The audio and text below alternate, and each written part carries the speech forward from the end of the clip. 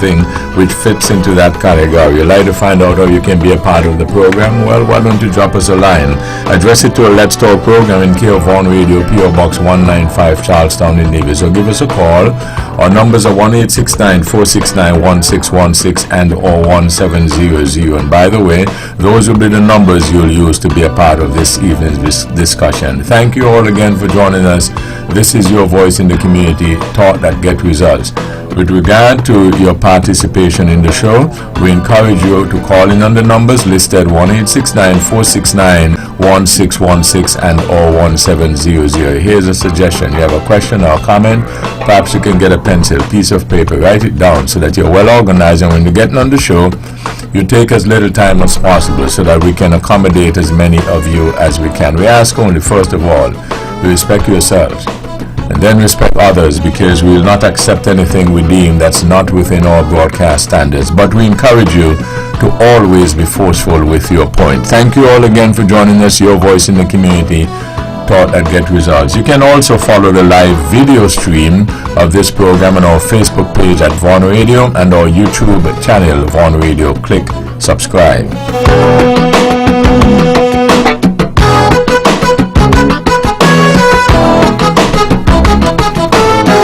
Tonight, Roger Fifield, good evening.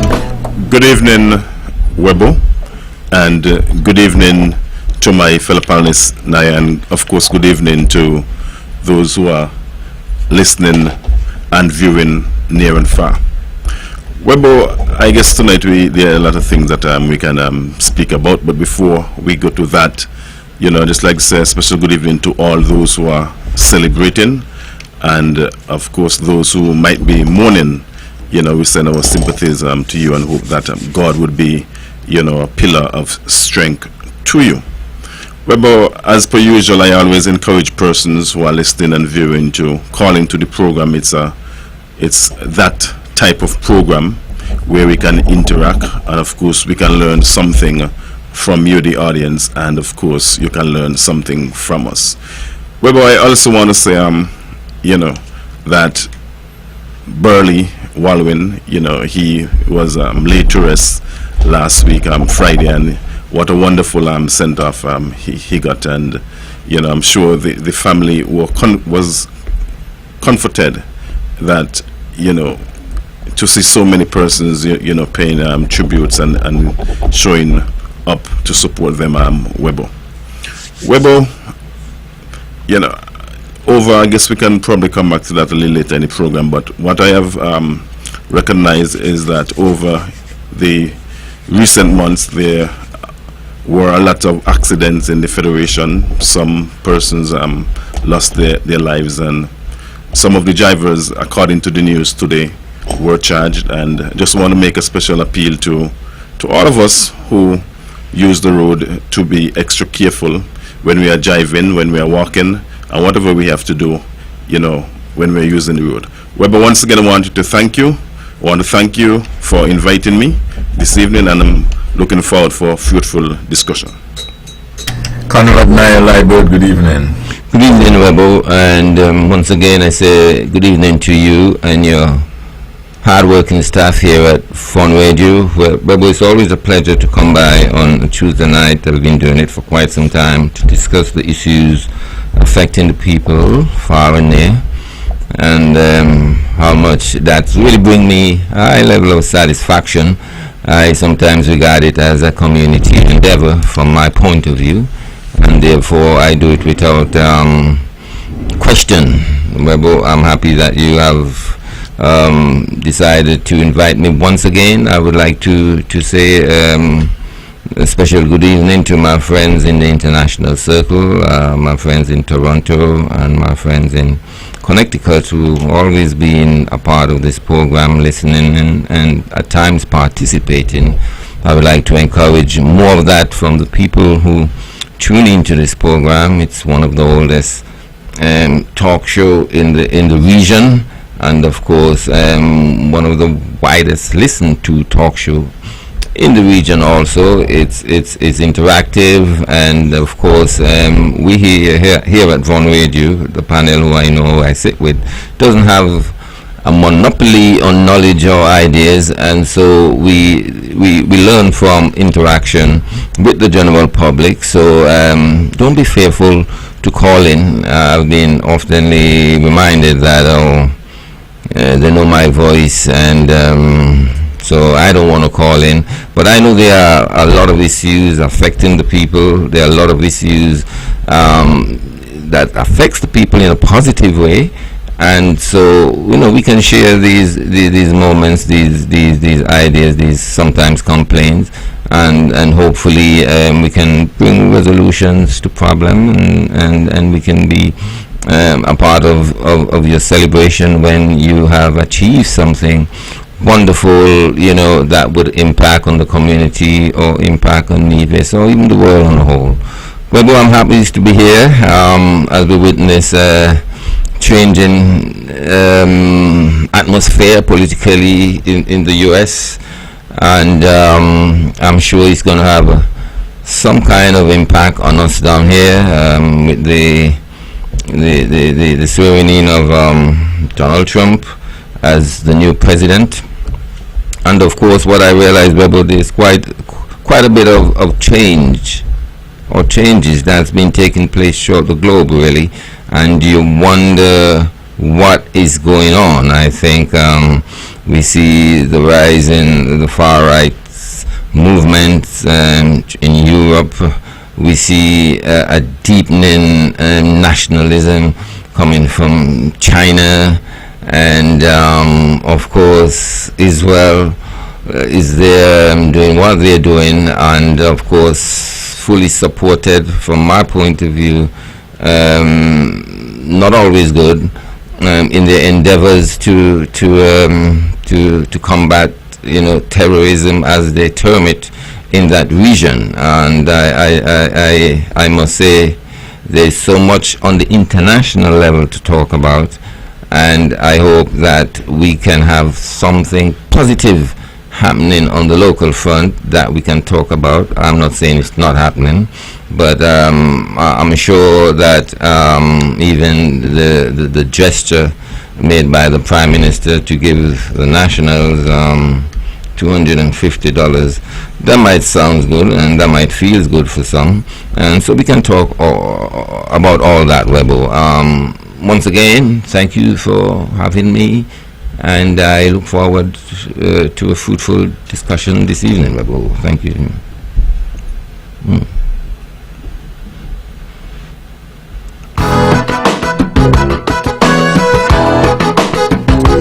This is a talk that get results. Our numbers are 1-869-469-1616 and or 1700. Before we get into the full discussion, I'd just like to underscore one of the points that Roger made in reference to Burley. While we're in there, as he had indicated, we had a beautiful send-off, and what that suggested to me, we have a process and procedure in life, and the inevitable in the end will happen. It perhaps wouldn't happen the way we'd want it or the way we would call it, but some of the times in the eventuality you can tell how a person lived by their final salute, if I'm to put it that way. I don't, to tell the truth, like to say a lot, especially in these circumstances, but rather hoping that you had lived in such a way that you don't have to wait until the end to say a lot. The family of Burley will just again like to let them know how much we appreciated his service to his fellow men, and in my own view, he had done what is required. I got at the funeral, when I was leaving, something which people can put under the category of a light moment. I found it interesting. Because when I was leaving on the outside, there was a discussion between a few persons. And now and then I like to ask people, what are you fellas talking about? And so one of them was a pastor. And they told me that, the pastor told me he was just telling these fellas that, by the way Bolly live, he sure he gone heaven. So I told the pastor I think I want to have an interview with him one of these days. But I hope he's right. Yes. And so just once again, the family, we just like to let you know that we've got you, and we appreciate the service that he had given to his fellow men. Now, I got a few things I want to put on the table, but I'll let you guys go first. Yes, Webbo, Naya spoke to the fact that the Prime Minister would have given some relief to persons who are making less than $5,000 or $5,000 and less per month. And I believe, Webbo, it's anything more than zero, I believe is good, especially in these challenging economic times, Webbo. So I must say kudos to the Prime Minister and his administration. And I know, Webbo, that there are some persons who are getting challenges in terms of signing up. So the Department of Community Affairs, would have said through their website, and of course I heard it on this radio station, that persons from their office, would be in the various community centers. I think the Jessups Community Center, if I can recall, the Panel Community Center, the Franklin Brown Community Center in the Combermere area, and I think the Hanley's Road, I think it's the community center at Bath. Yes, and it's from 9:30 to 3 p.m. I think, if I recall correctly. But of course, you can get more information from the Department of Community Affairs. I'm sure that they would be happy to assist you. And I know also, Webbo, that persons would have been successful, and persons are saying yes, it is working in terms of they would have gone to the supermarkets that were slated that they can go to, and of course they've been getting the groceries through the JAD platform. So I want to believe, Webbo, persons would get a little ease, and kudos again. It's interesting. $250 is really not a lot, but to me, less than 5,000 is quite a big span, because there's some people who only get 2,000, but they will still only get 250. There are some people that only make 1,500, but they will still get 250. And there are some that make 5,000, and they would also get 250. To me, I would have liked to see it a little different. I don't know the exact term that is used, but to me, $5,000 per month is not a bad salary. Okay? 2,000 is just probably above the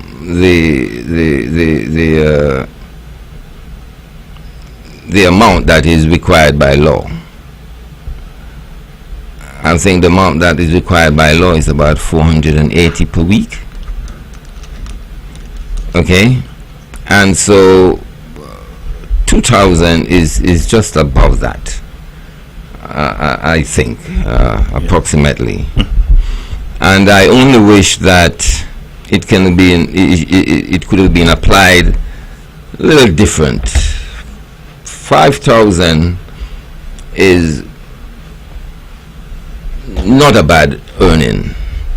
And I think for those who are only earning 2,000, more should have been given to them, and less should be given to those that are earning 5,000 or almost 5,000. That's what I feel, really. 5,000 per month is 1,000 per week. And one would question whether or not we are not encouraging inflation as opposed to trying to deal with the problem of inflation. You know, sometimes when there are a lot of money going around, that creates inflation too.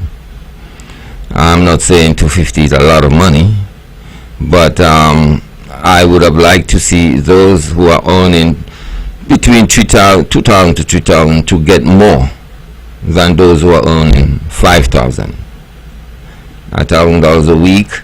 I mean, how much business places is really able to pay $1,000 a week? There is a situation that I think maybe the economics or the economists will have more to say about this, because the legal rate, which is about 480, to pay people, the government always feel happy to know that it's high, but what is it really doing to small businesses? You just open a little restaurant and you need an assistant, and you got to pay them $500 a week for 5 days. It's easier to say you're going to do it by yourself, or sometimes it's easier to say you're going to do it by yourself, because it all comes down to the vibrancy of your business, and the vibrancy of your business is also hinged on to the vibrancy of the economy. And so we got to be mindful that when we are talking about minimum wage, we are not encouraging no wage at all for some, because as I said, governments always feel good to say that our minimum wage is high, but what is that doing to small industry? What is that doing to an industry thinking about coming to our shores? For instance, the minimum wage in St. Lucia is a lot less. And I think that comes into the equation when we are talking about foreign investment, business coming to your shores, the wage level. Of course, that works in conjunction to what we pay, inflation, and to control the amount of money or access to money sometimes have a positive or negative impact on inflation.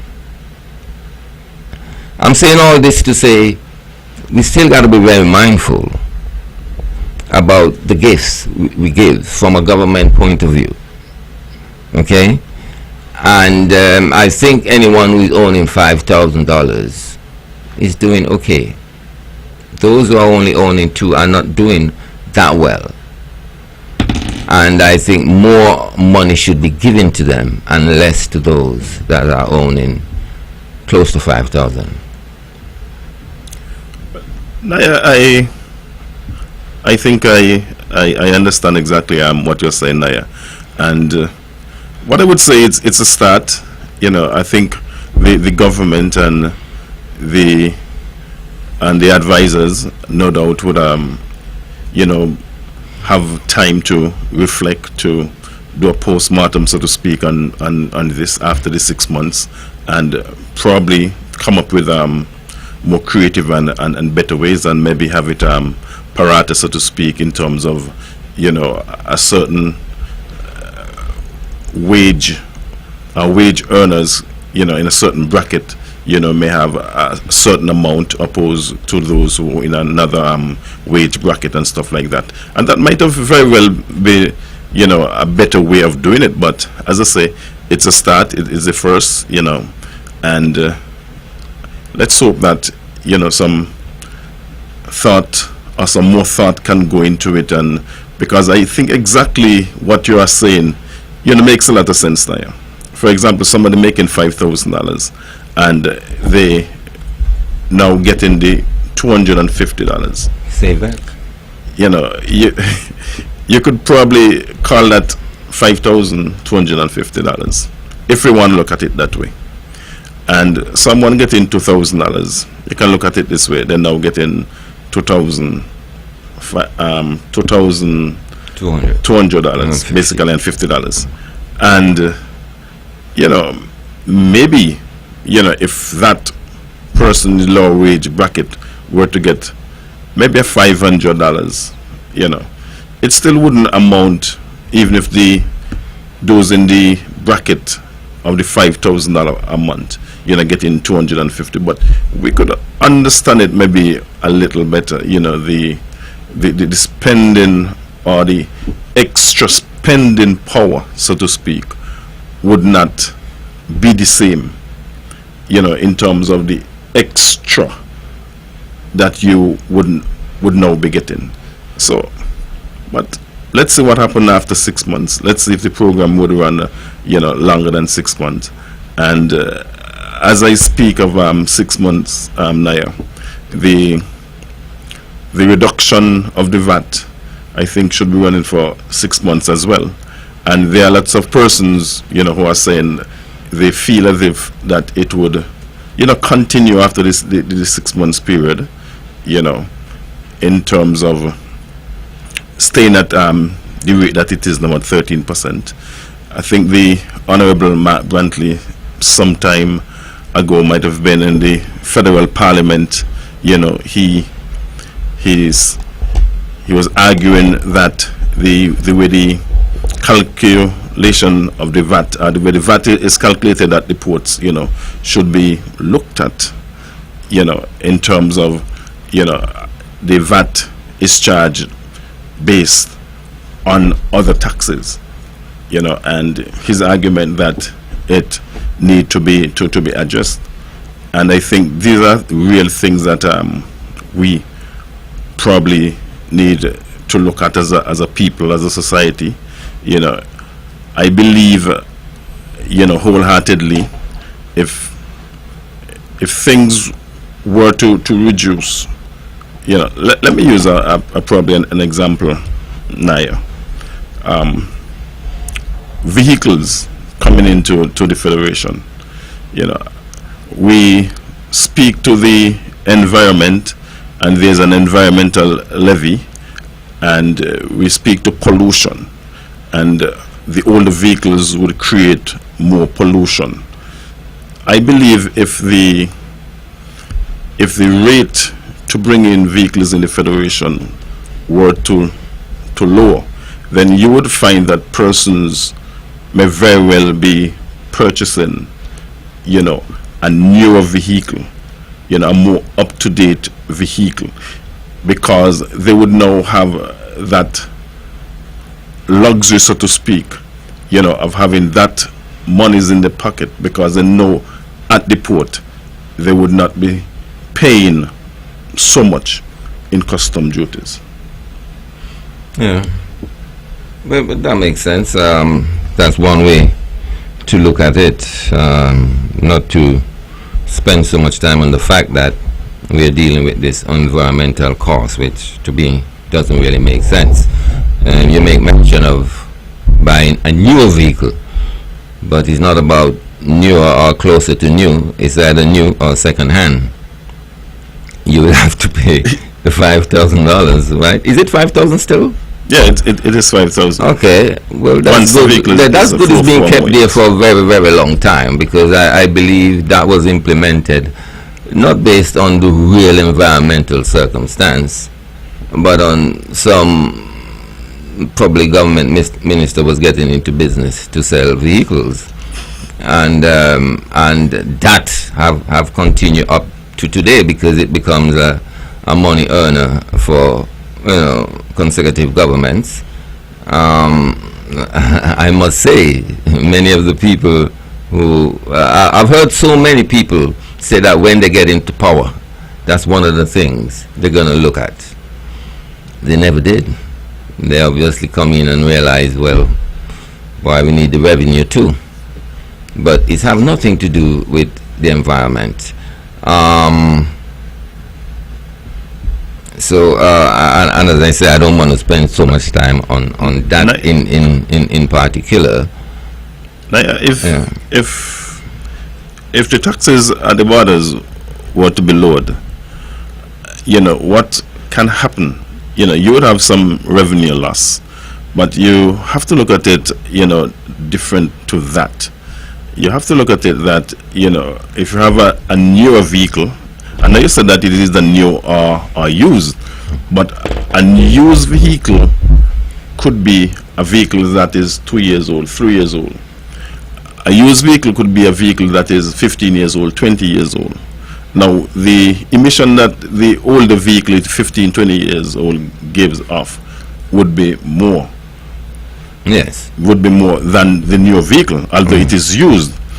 Now, what I'm saying, persons may now want to have, could afford, because vehicles out there are fairly cheap.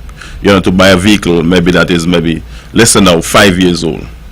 But then what the government can do now in turn to get back, some of the revenue that would be lost at the port, is to maybe look at how they charge for wheel tax, for licensing and stuff like that. Because have a vehicle, you wouldn't be parking it at home. Of course, we're not asking them to be exorbitant and stuff like that in the charges, but to look at it in a realistic way that it could work. Because remember, when you bring in a vehicle at the port, you are paying your duties one time, 10,000, 15,000, 20,000, as the case may be. But you have that vehicle now for 10 years, 15 years after it reached to you. You pay, I'm just going to call a figure at random. You pay $250, but you're paying that $250 each year for 15 years, 20 years, as the case may be. So there are ways that I think that, that the government, can look at, to recover that lost revenue, so to speak, at the port, if they were to go that way. And it would be a win-win in terms of less pollution. I know in some Caribbean islands, you cannot import a vehicle that is over 10 years old. In St. Kitts Nevis, we can import a vehicle, maybe even if it is 50 years old. So these are some of the things that I believe that our governments can look at. Okay, so you're basically saying you give them with the right hand and you take it back with the left hand. Your words. To make it seem so. But talking about emission, of course there's no real test here for emission. And as I said, the policy wasn't driven by no environmental circumstance. But talking about emission, I understand that there is quite a more rigid tests when you go to test your vehicle prior to licensing it. Of course, in your opening remarks, you spoke to a lot of accidents being taking place, and fatal accidents as well. And I suppose this new approach, as it relates to making your vehicle roadworthy, may or may not, but we hope that it would prove, that is something positive, meaning better vehicles will be driven on the road, your vehicles would be well tested, And I'm not talking about emission here, because I don't think we get to that point of really testing how much smoke is coming out of your vehicle and all that. I guess there will be more involved in technicalities like your brakes and your horns and your indicators, But and so forth, which is a good thing. Because honestly, I do see a lot of sloppy things on the road, especially big trucks. And there were times, I must say, I can be talking even about myself in certain circumstances, but I would say kudos to the government to take that step to ensure that the vehicles that are driven on the road are of such conditions and quality that they can really prevent these accidents that we see happening quite often now, as it relates to the fatalities and the oftenness of accidents, and it's really about a higher standard of roadworthiness as well, but importantly, now that we're talking about roads and we're talking about vehicles, I would encourage the governments to really put in place that, or really be supportive of the legislation that relates to driving and drinking. Okay, because it doesn't matter how good your vehicle are working, being drunk, you tend to pose a greater threat at times than even if you ain't got no brakes. All time, I understand that there is that legislation, but what they doesn't have is the necessary instruments and the necessary technology to really implement or to give that legislation some teeth, as we would say sometimes. And I think it's almost like a joke to me, because we are a society that drinks a lot, and even a lot of our tourist friends that come here from England and elsewhere, and they can't dare to drive when they have consumed X amount of alcohol. I think they take advantage of that law. I could remember, and I'm not talking about white people only, but just the other night I was sitting and a car come and just ram straight into my car, right? Wow. I wasn't in the car. I hear bam when I go outside, right? And the young man was so drunk, he can't even talk to the police. I'm so sorry for him. He's so drunk, he cannot even communicate. He cannot answer a question, and his father came on the scene and just looked at him and shook his head and walk off, So as we are talking about vehicles, I know we're probably jumping around a lot, but very serious to me is that legislation that speaks to that limit as it relates to alcohol consumption when you're driving.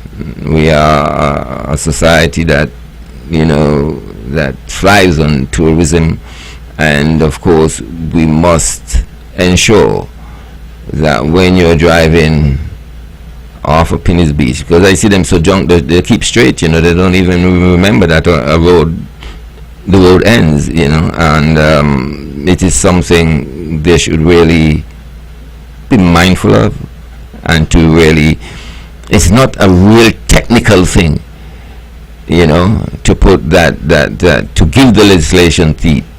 I think it's just, to me, almost disregarding the whole legislation, really, and it poses a serious threat to public safety, really,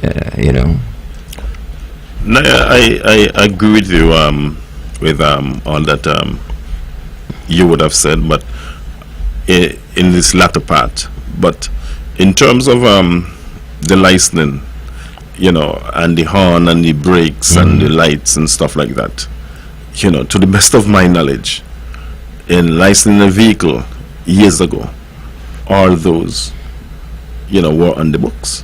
Yes. You have to get all of your lights working, including your indicator.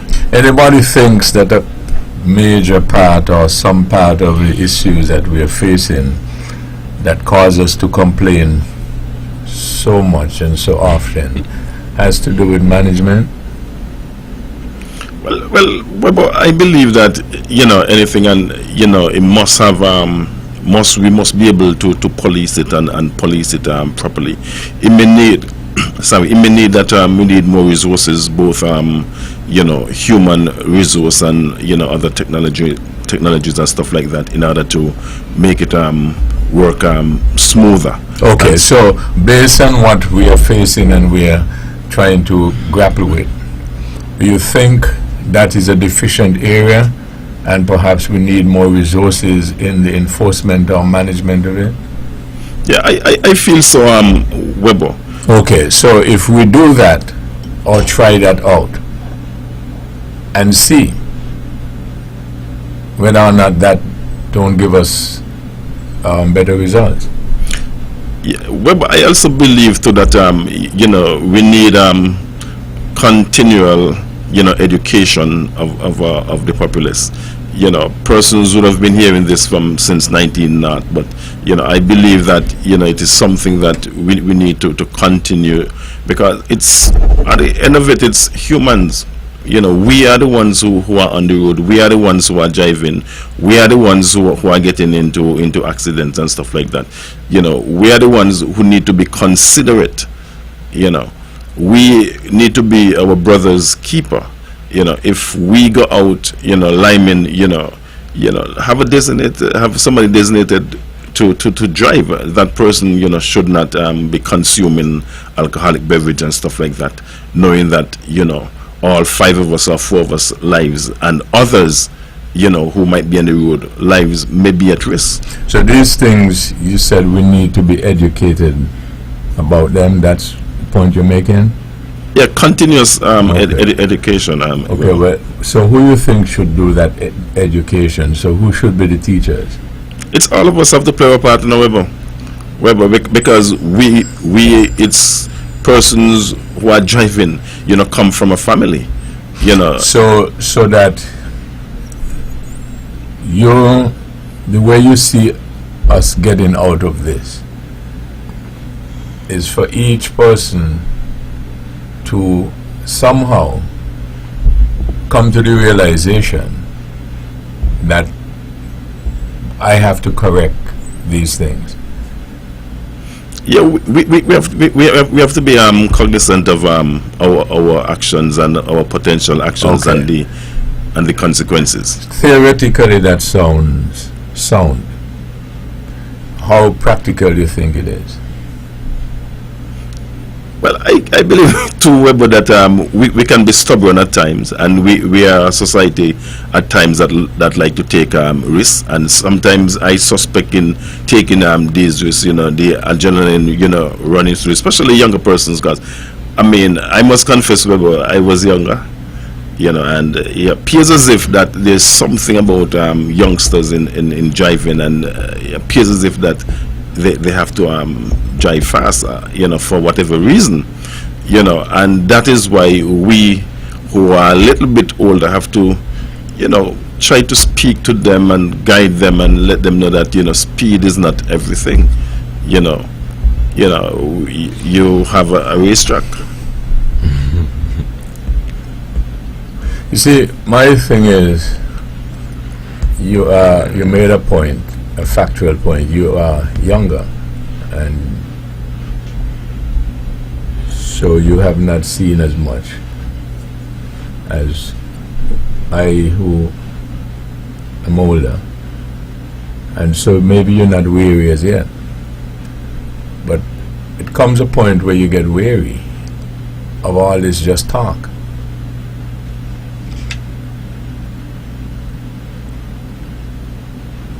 I played 2 songs this morning in the short span of time that I had to play songs, and they were deliberate. Both of them name action.